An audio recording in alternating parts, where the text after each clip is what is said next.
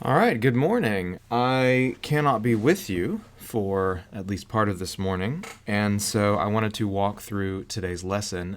You can turn in your books to the Explore 8-2, page 419, and we're just going to briefly look at these two Explore problems, and then we're going to use what we figure out here to actually work through the lesson. So essentially today, we want to retract the claw. So the claw, of course, is distribution, and we normally use distribution moving forward, right? So that means that we typically take things like 3 times the quantity x plus 2. And you actually did this on your Chapter 8 quick quiz the other day. We practiced saying, all right, so we need to multiply the 3 times the x and the 3 times the 2.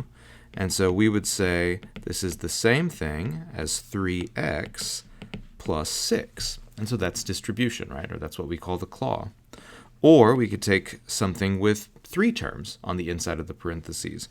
We could say 5x, the monomial, times something like x minus, I guess I'll do like x squared minus 3x plus 2. And we would once again multiply everything by a 5x. 5x times x squared is 5x cubed. 5x times negative 3x is negative 15x squared. And then 5x times 2 would be plus 10x. And so that would be the resulting product there, the result of the distributive property. Well, let's say we wanted to do this process in reverse instead. Let's consider something like 3x plus 6. How could we know that this actually came from the distribution 3 times the quantity x plus 2? Well, one way is that we could write this out in terms of factors like we were doing yesterday, essentially a prime factorization, although again, they're not always prime numbers. Sometimes they're variables, sometimes they're -1. And then we would want to look at what factors they have in common. So for something like 3x plus 6, we would recognize, all right, well, 3x is clearly 3 times x, and 6 we would say is 2 times 3. And so what do those two terms have in common? Obviously, what they have in common is the 3. And so imagine retracting the claw, right? Imagine pulling that 3 out to undo distribution. What would be left once we factor that out? Obviously, we had to have multiplied it by an x, and to get 6, we had to have multiplied by 2. And so that's what takes us backwards to 3 times the quantity x plus 2. Let's try the same thing with a different problem where we hadn't already done the distribution. And actually, let's try this with the box method. So you may remember, for something like 3 times x plus 2, we said, yeah, we can just do regular old distribution, but we can also set this up, in that particular case, in a 1/2 box, because it's a monomial times a binomial. If we did that, of course, the 3 times the x is 3x, 3 times the 2 is plus 6, and so that is where our 3x plus 6 is coming from. So I want to use the box again, but I want to start from the inside of the box and work my way out. In other words, if I have these two terms here, I might presume, although this won't always be the case, but I might presume that this comes from a 1/2 box, where x squared goes in that first left box, and then the minus 4x goes in this right box. And then I would ask myself, well, what do these have in common? What could have been essentially the height of this box so as to make an x squared and a minus 4x after we complete the distribution? We can get that by factoring. You might notice x squared is x times x, and 4x, of course, is just 4 times x. And hopefully you can see at that point, oh, well, they have x in common. And so that is what I'm going to use as the height of my box. I'm going to call that x. And then I just ask myself, well, x times what would have made x squared? And it's an x, so I'll put that there. And x times what would have made a minus 4x? And it's a -4. Which you'll notice were the leftover factors when we looked at this in terms of its prime factorization. And so that's what must go on top of the box. And so it must be the case that x squared minus 4x is the same as the statement x times x minus 4, where we would have distributed. There are some more problems you can practice on page 419, 1 through 9 there. This may be assigned eventually as a quiz or an explore or something, so you might just want to look at that. But for now, we're going to go ahead and move on. So make sure your books are open to page 420, and we're going to look at retracting the claw, using the distributive property in reverse to factor several polynomials. So again, make sure that your notebooks are open, make sure your books are open to page 420, and let's jump in with example 1. So I'm going to try and use this box method every time that I can. And for something like A, you might not think that it's strictly necessary. Again, we could write this out as its prime factorization. 12a squared is 2 times 2 times 3 times a times a. 16a, of course, 2 times 2 times 2 times 2 times a. And we could go about noticing common factors. I have 1, 2, another 2, and a. So it looks like 4a, 2 times 2 times a, 4a, is going to go into both of these. But I really want us to use that box method. So I'm going to draw a 1 by 2 box here. And that 4a, I'm going to assume is the height of the box.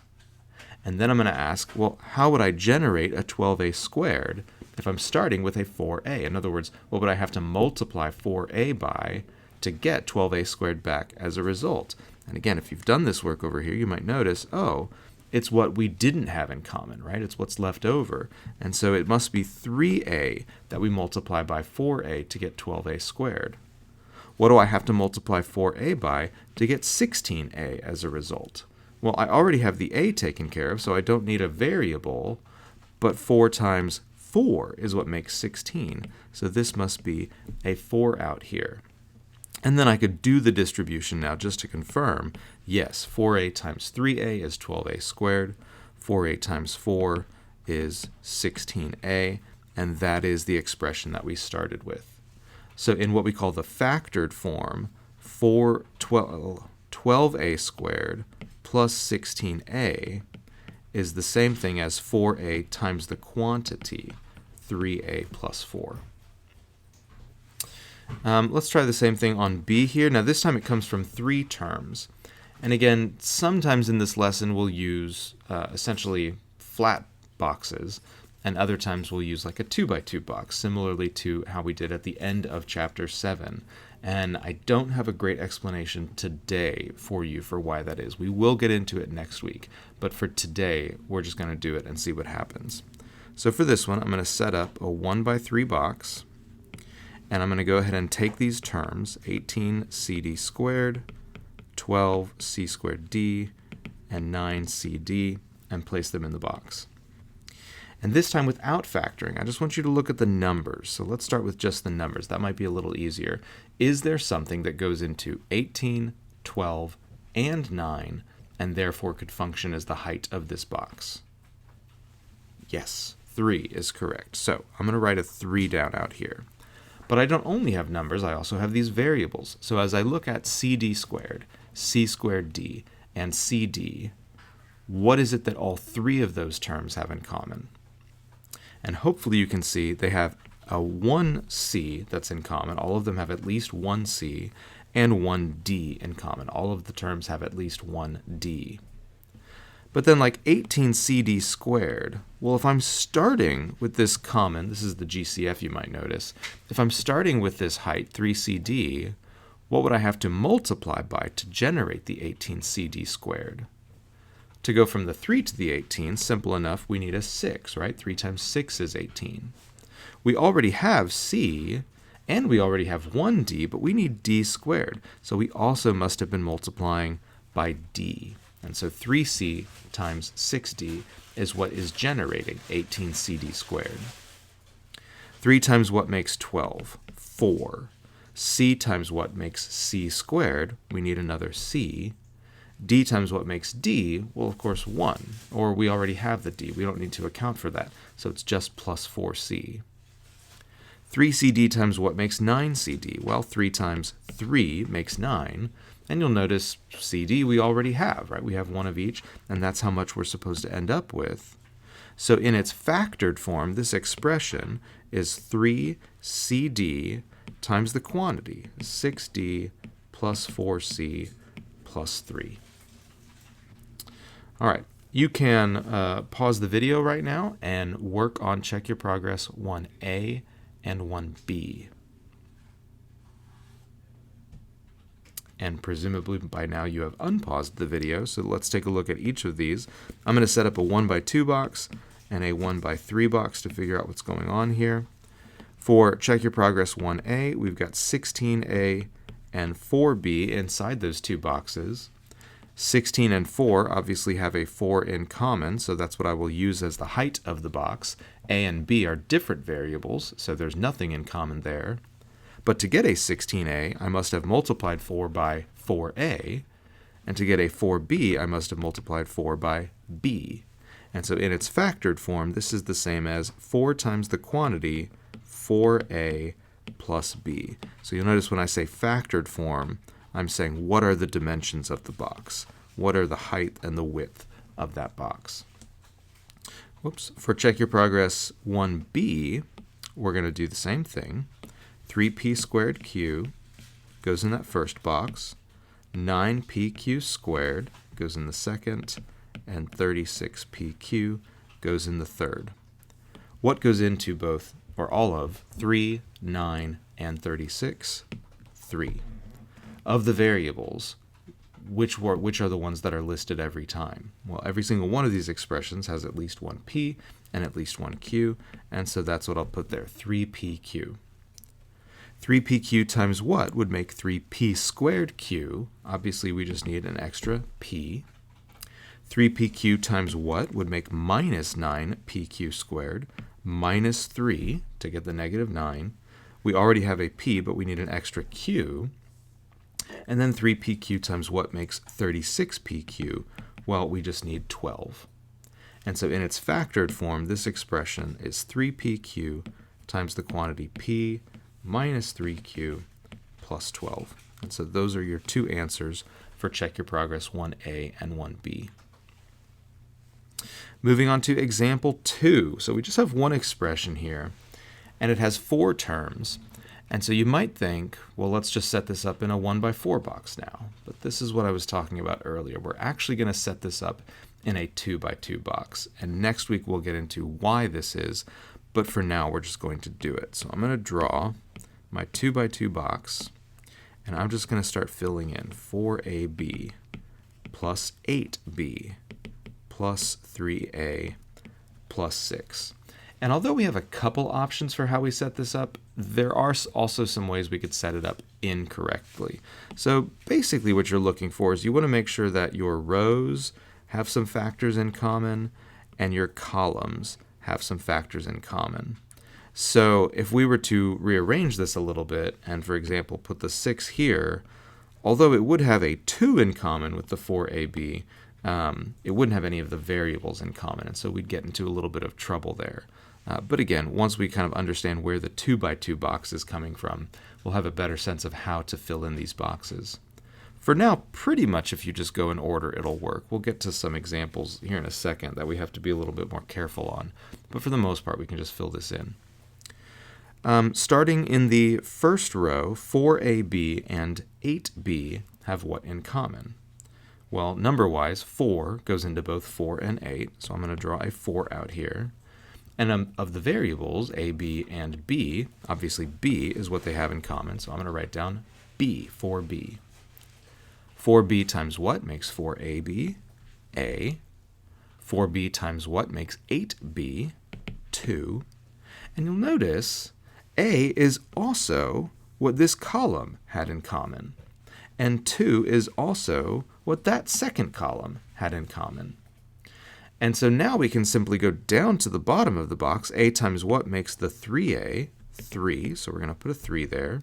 And just to confirm, is it true that 3 times 2 makes 6? The answer, of course, is yes. And so that's our factored form. This comes from a binomial times a binomial. 4b plus 3 times a plus 2 is what would generate this 4-term expression here. So if we multiplied out now with the box method, 4b plus 3 and a plus 2, we would get back to that original 4-term polynomial. I want you to try the same thing, again with a 2x2 box in both cases, on Check Your Progress 2a and 2b. So you may pause the video. And presumably you're back now. So let's go ahead and draw our 2x2 box. 6x squared minus 15x minus 8x plus 20. And again, you'll just notice I'm trying to make sure I've got some x's in common along that first row, x's in common along that first column. So I think this is a good arrangement. 6x squared and minus 15x. Well, 3 goes into both 6 and 15, and x goes into both x squared and x. 3x times 2x makes 6x squared. 3x times negative 5 makes negative 15x. And again, moving down the box, 2x times what makes negative 8x minus 4. Negative 5 times negative 4. Can we confirm? Does that equal positive 20? Yes, right? And so in its factored form, this must have come from the binomial 3x minus 4 times the binomial 2x minus 5. So that's what you should have gotten for Check Your Progress 2a. Similarly, Check Your Progress 2b. Draw our 2x2 box. Our s, 5s minus r minus 5. Again, you're noticing, hopefully, 5's in common on that column, r's in common on that column. In fact, we could start from the top this time. We just said that column has r in common. R times what makes rs? S. R times what makes negative r? Negative 1. S times what makes 5s, moving to the right now, positive 5. And just to confirm, is it true? Positive 5 times negative 1 is negative 5? Yes. And so the binomial s minus 1 times the binomial r plus 5 must be the factored form of that original polynomial. Sometimes we do have to rearrange a little bit. So example 3 is one where I'm going to rearrange our 2x2 box. Again, next week we'll get more into what's happening here and why I'm arranging it this way. But imagine I didn't rearrange. What if I just go ahead and put these in order, just like we did on example 2. So 35x I'll put in that upper left-hand corner, minus 5xy going around to the right from there, plus 3y moving down to the bottom of the box, and minus 21. You'll notice I run into an issue right away as I look down the columns. So across the row, I'm okay. 35x and 5xy have something in common, right? I might start factoring there. 3y and minus 21, for that matter, also have something in common. 3 goes into each of them. But as I start to look down the columns, I end up with an issue. 35x and 3y don't have anything in common. Negative 5x and 21 don't have anything in common. So I need to adjust a little bit how I'm going to put these in the box. And the adjustment I'm going to make is just to switch those top two boxes. I'm going to put the minus 5xy in that upper left-hand corner, and then the 35x will have to go in the upper right-hand corner. What this does for me is now as I look down that column, I have a y in common at least. And as I look down the second column, I have a 7 in common. 7 goes into both 35 and 21. So it seems like we have more stuff in common. The rows, of course, still have what they had in common before, so we're fine there. It's just now we should be able to do a little bit more factoring than we could have done a second ago. As I look across the row, I'll start there. What do negative 5xy and positive 35x have in common? And this is a little bit strange, but what we want to pull out here is a negative 5. And so that's what I'm going to use as the height. They also have the variable x in common, so it's going to be a negative 5x. You'll see why in a moment I chose negative 5x. Negative 5x times what makes negative 5xy? Y, and so that must be the length there. Negative 5x times negative 7 is what would generate a positive 35x. And then as I move down, y times what makes 3y, positive 3. And you can finally confirm negative 7 times 3 does equal negative 21. And so our factored form is going to be minus 5x plus 3 times y minus 7.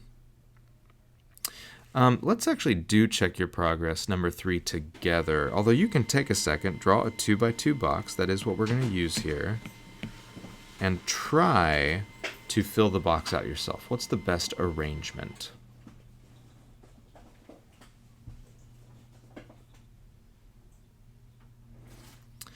So hopefully you came up with an arrangement that has the negative 2cd in that upper left-hand corner and the minus 4 in the lower right-hand corner. From here, it doesn't actually matter where we put the other two, so I'll just put c there and plus 8d there.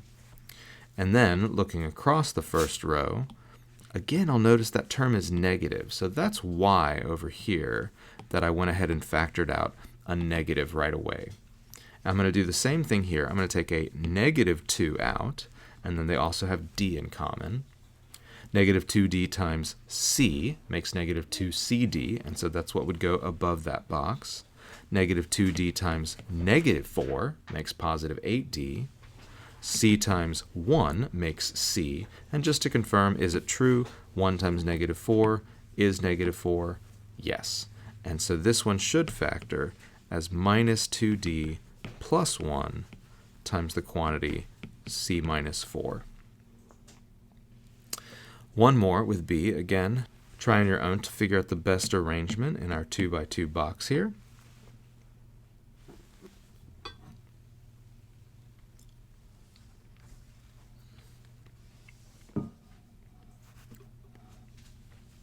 Powerful. Hopefully, you put the minus 2p squared in this upper left-hand corner, positive 27 in this lower right-hand corner. One thing you might be noticing is we're trying to make sure to keep the terms that don't share any factors in common along that diagonal.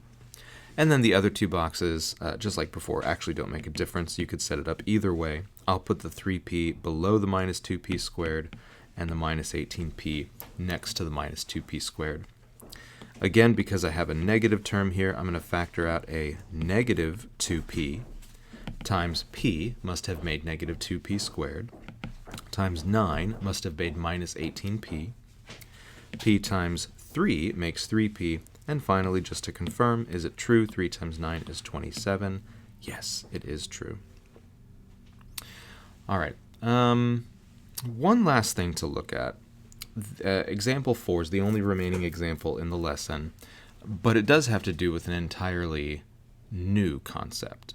Not entirely new, but definitely different from what we're doing in the rest of this lesson. And that is called the zero product property.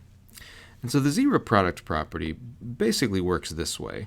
If I have some product, so I know it's come from the multiplication of two factors, something like, say, 24, and I want to be able to say, well, what times what made 24? I have a big problem right now. I can't say for sure what times what makes 24. There are lots of possibilities, right? It could have been 1 and 24. Or for that matter, of course, multiplication is commutative, so it could have been 24 and 1. Could have been 2 and 12 or 12 and 2. Could have been 3 and 4. No, I'm sorry, 3 and 8 or the other way around. 4 and 6 or the other way around. There are lots of possibilities, right? In fact, for that matter, there's no special reason if I don't say this that I can't use decimals as well. I could say it's 1/2 and 48. 1/2 times 48 also makes 24.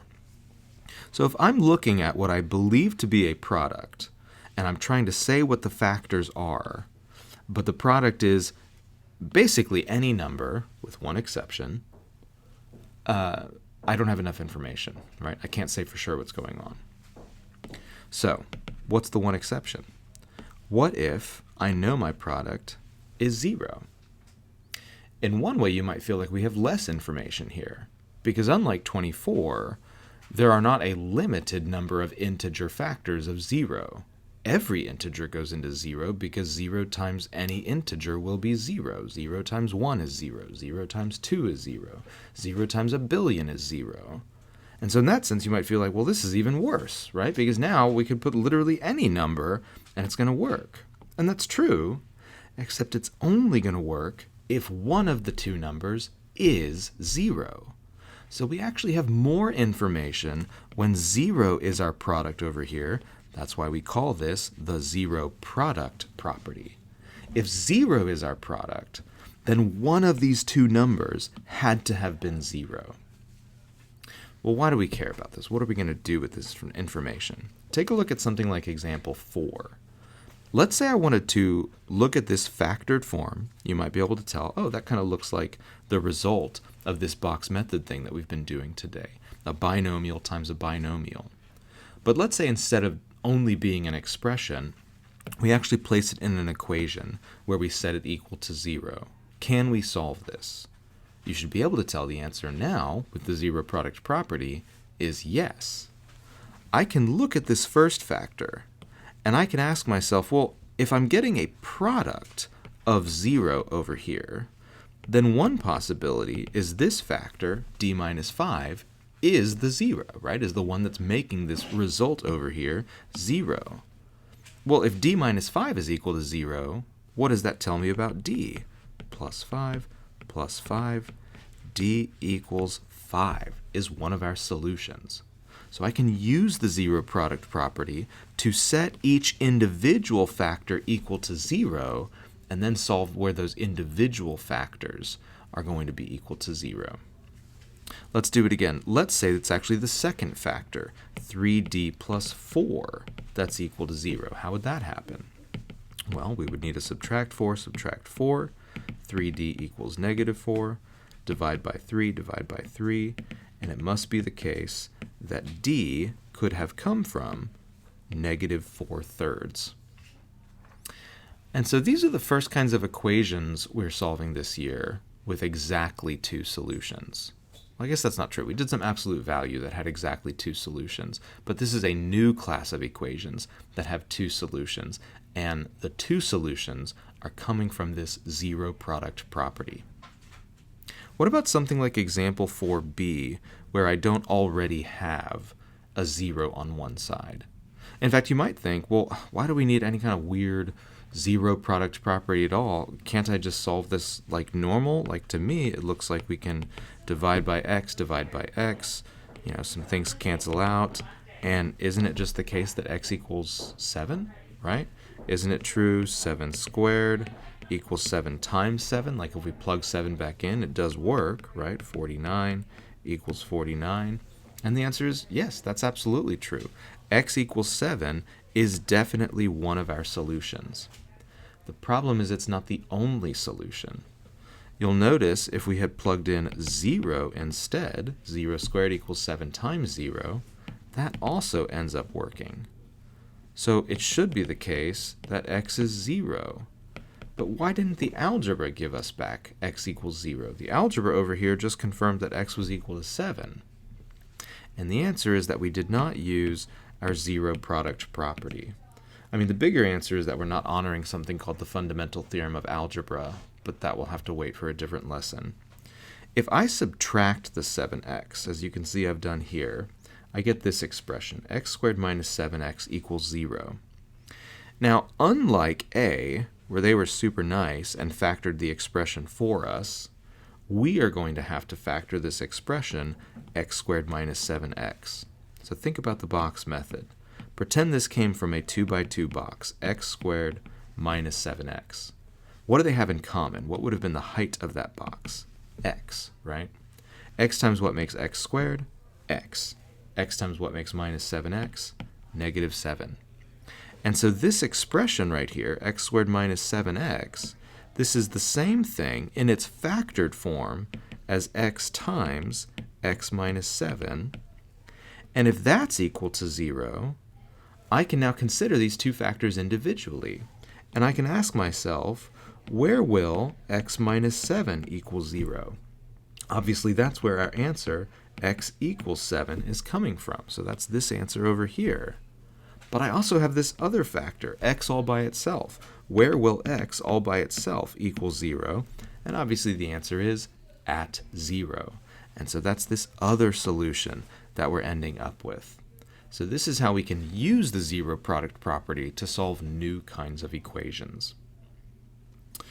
So there it is. That's your lesson 8-2. You can take a look at the check your progress problems on your own. I'm confident you can work those out. Your homework will be on the board. So look on the board. There's your homework.